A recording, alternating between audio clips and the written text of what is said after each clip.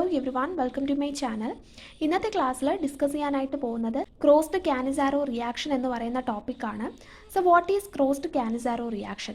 The crossed Cannizzaro reaction is an organic reaction where two different aldehydes without alpha hydrogen react in the presence of strong base such as sodium hydroxide or potassium hydroxide producing 1 alcohol and 1 carboxylic acid salt. Crossed Cannizzaro reaction എന്ന് പറയുന്നത് അതായത് alpha hydrogen ഇല്ലാത്ത രണ്ട് different ആയിട്ടുള്ള aldehydes എന്ന് പറയുന്നത് react ചെയ്യുന്നുണ്ട് strong ആയിട്ടുള്ള ബേസ് സച്ച് സോഡിയം ഹൈഡ്രോക്സൈഡിൻ്റെയോ അതല്ല പൊട്ടാസ്യം ഹൈഡ്രോക്സൈഡിൻ്റെയോ പ്രസൻസിൽ റിയാക്ട് ചെയ്തിട്ട് ആൽക്കഹോളും ആൻഡ് 1 കാർബോക്സിലിക് ആസിഡ് സോൾട്ടും പ്രൊഡ്യൂസ് ചെയ്യുന്നതിനെയാണ് നമ്മൾ ക്രോസ്ഡ് കാനിസാരോ റിയാക്ഷൻ എന്ന് പറയുന്നത്. സോ അതിൻ്റെ എക്സാമ്പിളാണ് നമ്മൾ പറഞ്ഞിരിക്കുന്ന രണ്ട് ഡിഫറെൻ്റ് ആയിട്ടുള്ള ആൽഡിഹൈഡ്സ് വിത്തൗട്ട് ആൽഫ ഹൈഡ്രജൻ എന്ന് പറയുന്നത് നമ്മൾ രണ്ടെണ്ണം എടുത്തിട്ടുണ്ട്. ഏതൊക്കെയാണ്? ബെൻസാൽഡിഹൈഡും അതുപോലെ തന്നെ ഫോർമാൽഡിഹൈഡും എടുത്തിട്ടുണ്ട്. കോൺസെൻട്രേറ്റഡ് ആയിട്ടുള്ള സോഡിയം ഹൈഡ്രോക്സൈഡ് ഒരു സ്ട്രോങ് ബേസിൻ്റെ പ്രസൻസിൽ റിയാക്ട് ചെയ്യുവാണ്. എന്നിട്ട് നമുക്ക് എന്തൊക്കെയാണ് ഇവിടെ പ്രൊഡ്യൂസ് ചെയ്യുന്നത്? ബെൻസൈൽ ആൽഡിഹൈഡ് റിഡക്ഷൻ നടന്നതിന് ശേഷം നമുക്ക് ബെൻസൈൽ ആൽക്കഹോളും അതുപോലെ തന്നെ ഫോർമാൽഡിഹൈഡ് എന്ന് പറയുന്നത് ഓക്സിഡേഷൻ സംഭവിച്ചതിന് ശേഷം അവിടെ സോഡിയം ഫോർമേറ്റും ആണ് നമുക്ക് പ്രൊഡ്യൂസ് ചെയ്യുന്നത്. സോ നെക്സ്റ്റ് നമുക്കിതിൻ്റെ മെക്കാനിസം നോക്കാം. സോ മെക്കാനിസം എന്ന് പറയുന്നത് കാനിസാരോ റിയാക്ഷന് സെയിം ആയിട്ടുള്ള മെക്കാനിസം ആണ്. സോ ഫസ്റ്റ് നമ്മളിവിടെ എടുത്തിരിക്കുന്നത് എന്താണ്? ഒരു ഫോർമാൽഡിഹൈഡിൻ്റെ മോളിക്യൂൾ എടുത്തിരിക്കുകയാണ്. ഫോർമാൽഡിഹൈഡിൻ്റെ സ്ട്രക്ചർ നമുക്കറിയാം. ഇവിടെ പ്രസൻ്റ് ആയിട്ടുള്ള കാർബണിൻ്റെയും ഓക്സിജൻ്റെയും ഇടയിൽ പ്രസൻ്റ് ആയിട്ടുള്ള ഡബിൾ ബോണ്ടിലുള്ള പൈ ഇലക്ട്രോൺസ് എന്ന് പറയുന്നത് നമ്മുടെ ഓക്സിജനിലോട്ട് ഷിഫ്റ്റ് ആവുകയാണ്. അപ്പോൾ എന്താണ്? ഓക്സിജന് പാർഷ്യൽ നെഗറ്റീവ് ചാർജും നമ്മുടെ കാർബണിന് പാർഷ്യൽ പോസിറ്റീവ് ചാർജും ലഭിക്കുന്നുണ്ട്. ആൻഡ് OH മൈനസ് എന്ന് പറയുന്നത് എവിടെ നിന്നിട്ടാണ്? നമ്മുടെ സോഡിയം ഹൈഡ്രോക്സൈഡിൽ നിന്നുള്ള Na പ്ലസും OH മൈനസും ആയിട്ട് ഡിസോസിയേറ്റ് ചെയ്യുമല്ലേ, അതിലുള്ള OH മൈനസ് ആണ് ഇവിടെ വരുന്നത്. അപ്പോൾ OH മൈനസ് എന്ന് പറയുന്നത് നമ്മുടെ ഈ ഒരു കാർബണിനെ വന്നിട്ട് എന്ത് ചെയ്യുവാണ്? അറ്റാക്ക് ചെയ്യുവാണ്. സോ അങ്ങനെയാണ് നമുക്ക് ഈ ഒരു ഇൻ്റർമീഡിയറ്റ് സ്ട്രക്ചർ കിട്ടിയത്. ഇതാണ് നമ്മുടെ ഫസ്റ്റ് സ്റ്റെപ്പിൽ നടക്കുന്നത്. ഇനി സെക്കൻഡ് സ്റ്റെപ്പ് എന്ന് പറയുന്നത് ഈ ഒരു ഇൻ്റർമീഡിയറ്റിൽ നിന്നും എന്താണ് ഇവിടെ ഉള്ള നമ്മുടെ ഇലക്ട്രോൺസ് എന്ന് പറയുന്നത് ബാക്ക് ഷിഫ്റ്റ് ചെയ്ത് കാർബണിൻ്റെയും ഓക്സിജൻ്റെയും ഇടയ്ക്കോട്ട് ബാക്ക് ഷിഫ്റ്റ് ചെയ്യുന്നുണ്ട്. സോ അങ്ങനെയാണ് ഇവിടെ എന്ത് ഫോം ചെയ്ത? ഒരു ഡബിൾ ബോണ്ട് ഫോം ചെയ്തത്.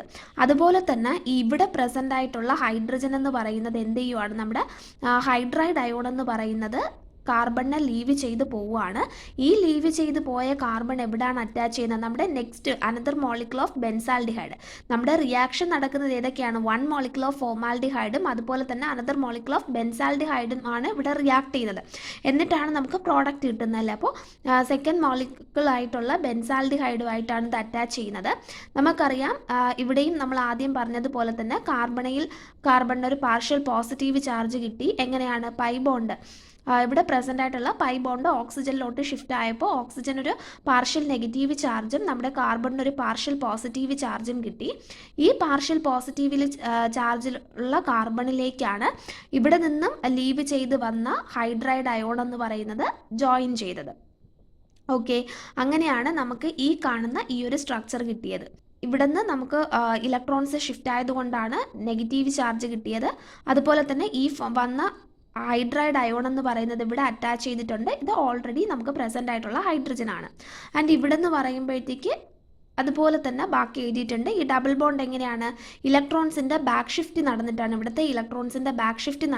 ഇവിടെ ഡബിൾ ബോണ്ട് ഫോം ചെയ്തത്. സോ നെക്സ്റ്റ് സ്റ്റെപ്പ് എന്ന് പറയുമ്പോഴത്തേക്ക് എന്താണ്?